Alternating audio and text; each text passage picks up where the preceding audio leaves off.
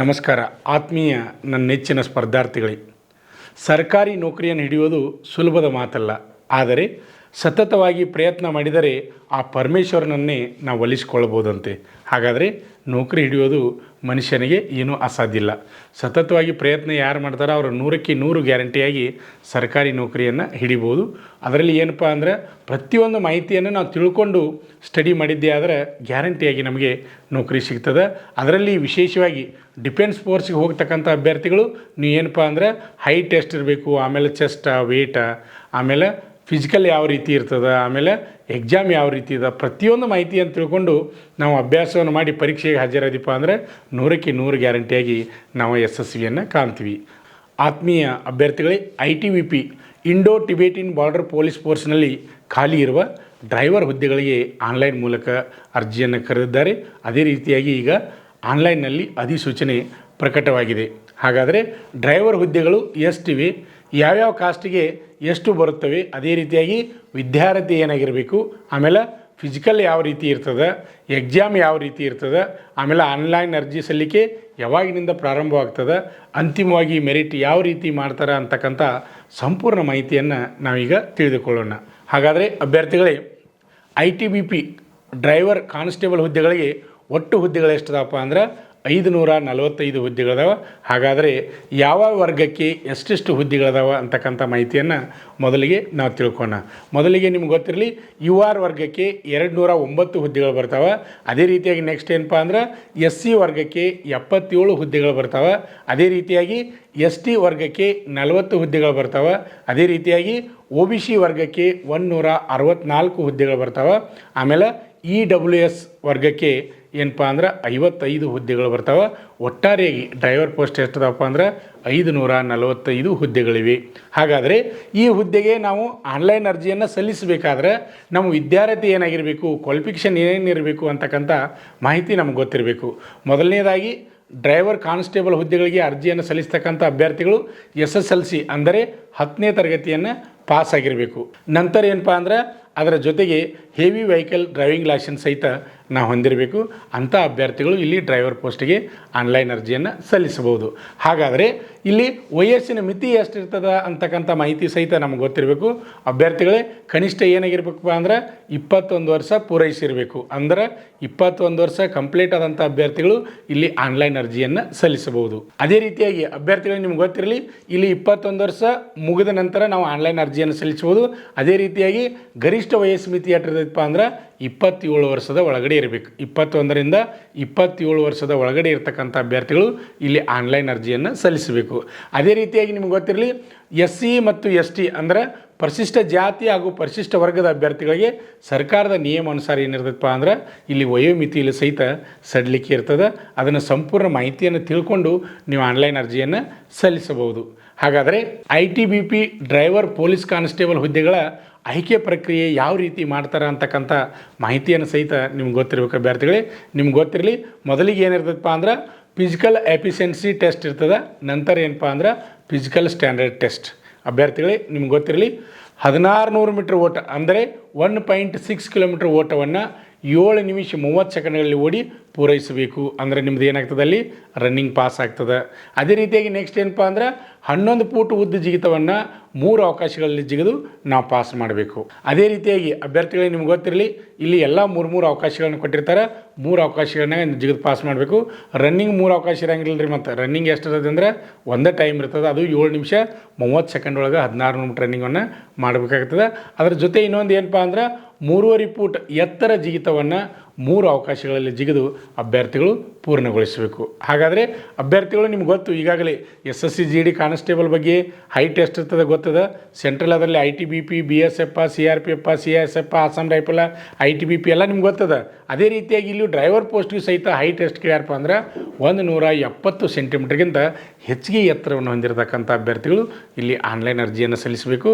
ಅದೇ ರೀತಿಯಾಗಿ ಅಭ್ಯರ್ಥಿಗಳೇ ಪುರುಷ ಅಭ್ಯರ್ಥಿಗಳು ಏನಪ್ಪ ಅಂದ್ರೆ ಎದೆಯ ಸುತ್ತಳತೆ 80 ಸೆಂಟಿಮೀಟರಿಂದ ವಿಸ್ತಾರ ಮಾಡಿದಾಗ 85 ಸೆಂಟಿಮೀಟರ್ನಷ್ಟು ವಿಸ್ತಾರ ಆಗಬೇಕು. ಅದೇ ರೀತಿ ಅಭ್ಯರ್ಥಿಗಳಿಗೆ ಗೊತ್ತಿರಲಿ, ST ಅಭ್ಯರ್ಥಿಗಳಿಗೆ ಮಾತ್ರ 162.5 ಸೆಂಟಿಮೀಟರ್ಗಿಂತ ಹೆಚ್ಚಿಗೆ ಎತ್ತರವನ್ನು ಹೊಂದಿರಬೇಕು. ನಾ ಹೇಳ್ತಾ ಇರೋದು ST ಅಭ್ಯರ್ಥಿಗಳಿಗೆ ಮಾತ್ರ. SC ಅಭ್ಯರ್ಥಿಗಳಿಗೆ ಬರೋದಿಲ್ಲ, OBC ಅಭ್ಯರ್ಥಿಗಳಿಗೆ ಬರೋದಿಲ್ಲ, ಆಮೇಲೆ ಜನರಲ್ದವ್ರು URದವ್ರಿಗೂ ಬರೋದಿಲ್ಲ. ST ಅಭ್ಯರ್ಥಿಗಳಿಗೆ ಮಾತ್ರ ಹೈಟ್ ಬಗ್ಗೆ ಕಡಿಮೆ ಇರ್ತದೆ. ಅದೇ ರೀತಿಯಾಗಿ ಇನ್ನೊಂದು ವಿಶೇಷ ಏನಪ್ಪ ಅಂದರೆ ST ಅಭ್ಯರ್ಥಿಗಳಿಗೆ ಇಲ್ಲಿ ಎದೆಯ ಸುತ್ತಳತೆಯೂ ಸಹಿತ 76 ಸೆಂಟಿಮೀಟರಿಂದ ವಿಸ್ತಾರ ಮಾಡಿದಾಗ ಎಷ್ಟು ಬರಬೇಕಪ್ಪ ಅಂದ್ರೆ 81 ಸೆಂಟಿಮೀಟರ್ನಟ್ಟ ವಿಸ್ತಾರ ಆಗಬೇಕು. ಅದು ST ಅಭ್ಯರ್ಥಿಗಳಿಗೆ ಮಾತ್ರ. ನಂತರ ಲಿಖಿತ ಪರೀಕ್ಷೆಯನ್ನು OMR ಅಥವಾ CBT ಆಧಾರಿತ ಪರೀಕ್ಷೆಯನ್ನು ನಡೆಸ್ಬೋದು. ಅಂದರೆ ನೀವು OMR ಅಂದರೆ OMR ಮುಖಾಂತರ ಲಿಖಿತ ಪರೀಕ್ಷೆಯನ್ನು ಮಾಡ್ಬೋದು. ಅಂದ್ರೆ ಒಂದು ಕ್ವಶನ್ಗೆ 4 ಆಪ್ಷನ್ ಕೊಟ್ಟು ಲಿಖಿತ ಅಂದರೆ ನಿಮಗೆಲ್ಲ ಗೊತ್ತದೆ, ಅಲ್ಲಿ ನೀವು ರೌಂಡ್ ಯಾವ್ದು ರೈಟ್ ಇರ್ತದೆ ಅದು ರೌಂಡ್ ಹಾಕೋದು. ಆ ರೀತಿಯೂ ಏನಪ್ಪ ಅಂದರೆ OMR ಮುಖಾಂತರನೂ ಪರೀಕ್ಷೆ ನಡೆಸ್ಬೋದು. ಅಥವಾ ಏನಪ್ಪ ಅಂದರೆ CBT ಅಂದರೆ ಕಂಪ್ಯೂಟರ್ ಬೇಸ್ಡ್ ಟೆಸ್ಟ್ ಅಂತೀವಿ ನಾವು, ಕಂಪ್ಯೂಟರ್ ಆಧಾರಿತ ಪರೀಕ್ಷೆಯನ್ನು ಸಹಿತ ನಡೆಸ್ಬೋದು. ಎರಡರಾಗ ಒಂದು ಯಾವ್ದು ಬೇಕಾದ್ರೂ ನಡೆಸ್ಬೋದು. ಅದೇ ರೀತಿಯಾಗಿ ಅಭ್ಯರ್ಥಿಗಳಿಗೆ ನಿಮ್ಗೆ ಗೊತ್ತಿರಲಿ, ಪರೀಕ್ಷೆಗೆ ಒಟ್ಟು ಪ್ರಶ್ನೆಗಳು ಎಷ್ಟಿರ್ತಪ್ಪ ಅಂದ್ರೆ 100 ಪ್ರಶ್ನೆಯನ್ನು ಒಳಗೊಂಡಂಥ ಪ್ರಶ್ನೆ ಪತ್ರಿಕೆ ಇರ್ತದೆ. ಹಾಗಾದರೆ ಆ ಪ್ರಶ್ನೆ ಪತ್ರಿಕೆಯಲ್ಲಿ ಯಾವ ರೀತಿ ಇರ್ತದಪ್ಪ ಅಂದ್ರೆ, ಪರೀಕ್ಷೆ ಬರೆಯೋಕೆ ನಿಮ್ಗೆ ಗೊತ್ತಿರಲಿ 2 ಗಂಟೆ ಟೈಮ್ ಇರ್ತದೆ.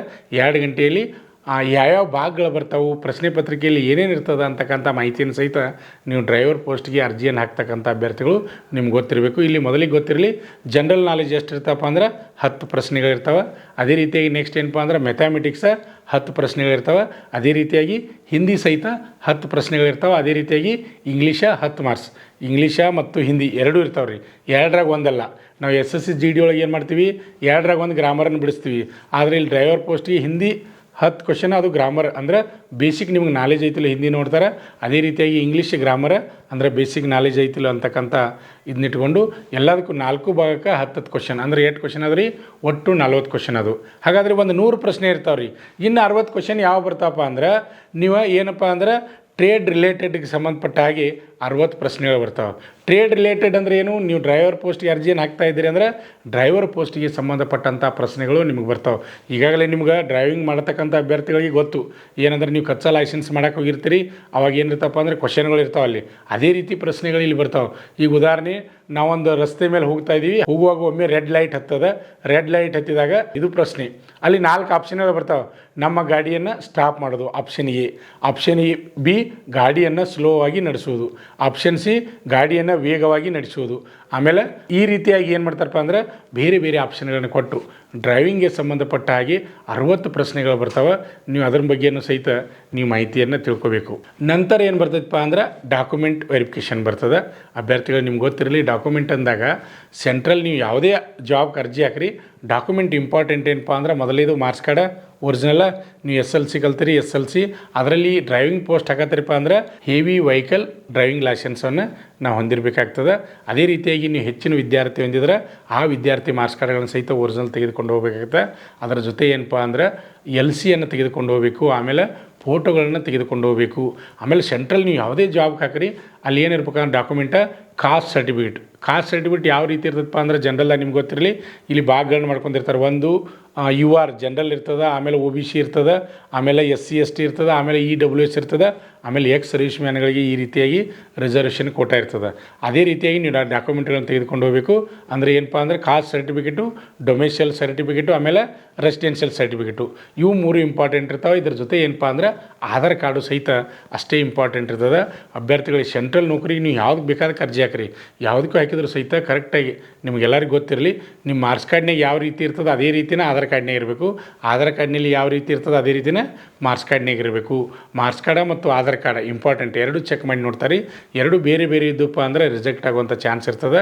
ಅದಕ್ಕೆ ಸೆಂಟ್ರಲ್ ಯಾರೇ ಅರ್ಜಿ ಹಾಕುವಂಥ ಅಭ್ಯರ್ಥಿಗಳು, ಪುರುಷ ಅಭ್ಯರ್ಥಿಗಳಿರ್ಬೋದು, ಮಹಿಳಾ ಅಭ್ಯರ್ಥಿಗಳಿರ್ಬೋದು, ಕರೆಕ್ಟಾಗಿ ಆಧಾರ್ ಕಾರ್ಡು ಮತ್ತು ಮಾರ್ಕ್ಸ್ ಕಾರ್ಡ್ ಕರೆಕ್ಟಾಗಿ ಇಟ್ಕೋಬೇಕು. ನಿಮ್ಮ ಹೆಸರಾಗಿರ್ಬೋದು, ತಂದೆ ಹೆಸರಾಗಿರ್ಬೋದು, ಅಡ್ರೆಸ್ ಆಗಿರ್ಬೋದು, ಡೇಟ್ ಆಫ್ ಬರ್ತ್ ಆಗಿರ್ಬೋದು, ಪ್ರತಿಯೊಂದು ಕರೆಕ್ಟಾಗಿ ಡಾಕ್ಯುಮೆಂಟು ಇರಬೇಕು. ಆಮೇಲೆ ನೆಕ್ಸ್ಟ್ ಏನಪ್ಪ ಅಂದ್ರೆ ಸ್ಕಿಲ್ ಟೆಸ್ಟ್ ಅಂದರೆ ಡ್ರೈವಿಂಗ್ ಟೆಸ್ಟನ್ನು ಮಾಡ್ತಾರೆ.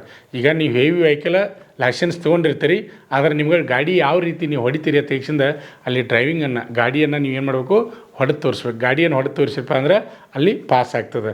ವಿಶೇಷವಾಗಿ ಹೆವಿ ವೆಹಿಕಲ್ ಲೈಸೆನ್ಸ್ ಇದ್ದವರು ಅದೇನು ಅಂಜುವಂಥದ್ದಿಲ್ಲ, ಅದರಲ್ಲಿ ಯಾರು ಫೇಲ್ ಆಗೋದಿಲ್ಲ, ವಿಶೇಷ ಎಲ್ಲರೂ ಪಾಸ್ ಆಗ್ತಾರೆ. ಆದರೂ ಸಹಿತ ನಾವು ಅಲ್ಲಿ ಯಾವ ರೀತಿ ಅವ್ರು ಕೊಟ್ಟಿರ್ತಾರೆ ನೋಡಬೇಕು.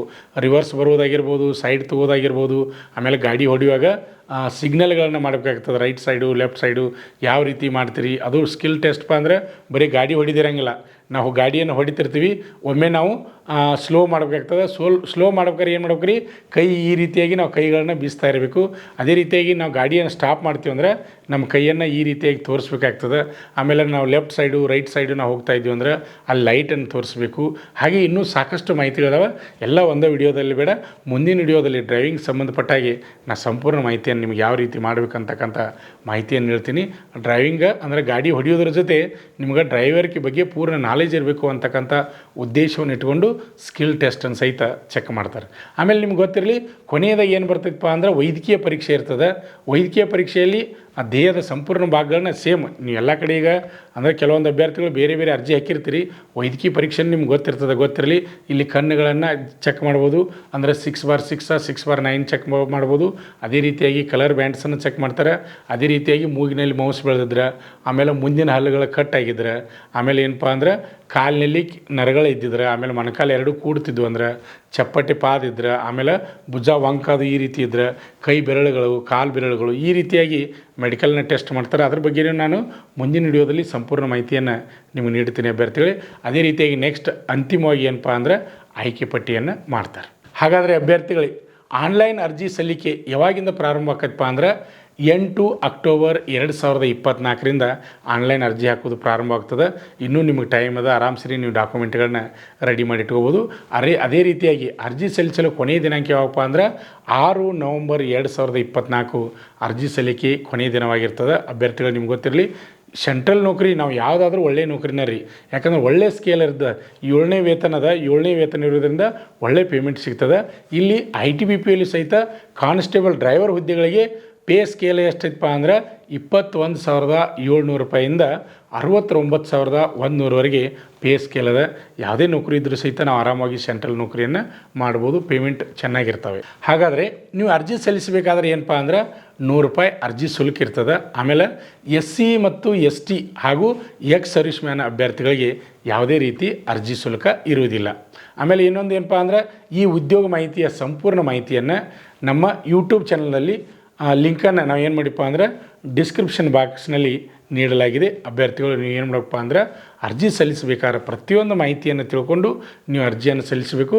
ಹಾಗಾದರೆ ಅರ್ಜಿ ಸಲ್ಲಿಸೋಕೆ ಏನಪ್ಪ ಅಂದ್ರೆ ನಿಮ್ಗೆ ವೆಬ್ಸೈಟ್ ಅಡ್ರೆಸ್ ಗೊತ್ತಿರಲಿ, http ಆಮೇಲೆ recruitment.itbpolice.nic.in ವಿಸಿಟ್ ಮಾಡಿ. ಆತ್ಮೀಯ ಅಭ್ಯರ್ಥಿಗಳೇ, ಈ ವಿಡಿಯೋ ನಿಮ್ಗೆ ಇಷ್ಟವಾದರೆ ಲೈಕ್ ಮಾಡಿ. ಹಾಗೆ ನಿಮ್ಮ ಸ್ನೇಹಿತರಿಗೆ ಈ ವಿಡಿಯೋದ ಬಗ್ಗೆ ಅಂದರೆ ಡ್ರೈವರ್ ಪೋಸ್ಟ್ ಕಾಲ್ಫಾರ್ಮ್ ಆದ ಬಗ್ಗೆ ಮಾಹಿತಿಯನ್ನು ತಿಳಿಸಿ. ಭಾಳಷ್ಟು ಜನ ಅಭ್ಯರ್ಥಿಗಳು ಫೋನ್ ಮಾಡ್ತಾಯಿದ್ದಾರೆ ನನಗೆ, ಸರ್ ಡ್ರೈವರ್ ಪೋಸ್ಟ್ ಬಗ್ಗೆ ನೀವು ಯಾವ ವಿಡಿಯೋಗಳನ್ನ ಮಾಡಿಲ್ಲ, ಕರೀತಾರೋ ಇಲ್ಲೋ ನಮ್ಮನ್ನು ಸೆಂಟ್ರಲ್ ಗೌರ್ಮೆಂಟದಲ್ಲಿ, ಅದರಲ್ಲಿ ವಿಶೇಷವಾಗಿ ITBP, BSF, CRPF, CISF, Assam rifle ಈ ಹುದ್ದೆಗೆ ನಾವು ಸೇರಬೇಕಂತ ಆಸೆ ಅದ. ಆದರೆ ಡ್ರೈವರ್ ಪೋಸ್ಟಿಗೆ ಕರೀತಾರಲ್ಲದು ಭಾಳಷ್ಟು ಜನ ಕೇಳ್ತಾಯಿದ್ರಿ. ಈಗ ಒಳ್ಳೆಯ ಸುವರ್ಣ ಅವಕಾಶ ಅದ. ಇಲ್ಲಿ ಹೆವಿ ವೆಹಿಕಲ್ ಡ್ರೈವಿಂಗ್ ಲೈಸೆನ್ಸನ್ನು ಹೊಂದಿದಂಥ ಅಭ್ಯರ್ಥಿಗಳು, 10ನೇ ತರಗತಿ ಪಾಸ್ ಆದಂಥ ಅಭ್ಯರ್ಥಿಗಳು ಇಲ್ಲಿ ಡ್ರೈವಿಂಗ್ ಹುದ್ದೆಗಳಿಗೆ ನೀವು ಆನ್ಲೈನ್ ಅರ್ಜಿಯನ್ನು ಸಲ್ಲಿಸ್ಬೋದು.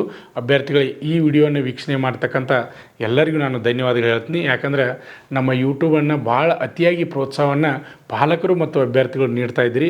ಅದೇ ರೀತಿಯಾಗಿ ಈಗ 1,65,000ಕ್ಕಿಂತ ಅಧಿಕ ಜನ ಅಭ್ಯರ್ಥಿಗಳು ಮತ್ತು ಪಾಲಕರು ನಮ್ಮ ಯೂಟ್ಯೂಬ್ ಚಾನಲನ್ನು ಸಬ್ಸ್ಕ್ರೈಬ್ ಮಾಡಿಕೊಂಡಿದ್ದಾರೆ. ಅವರಿಗೂ ನಾನು ಧನ್ಯವಾದಗಳು ತಿಳಿಸ್ತೀನಿ.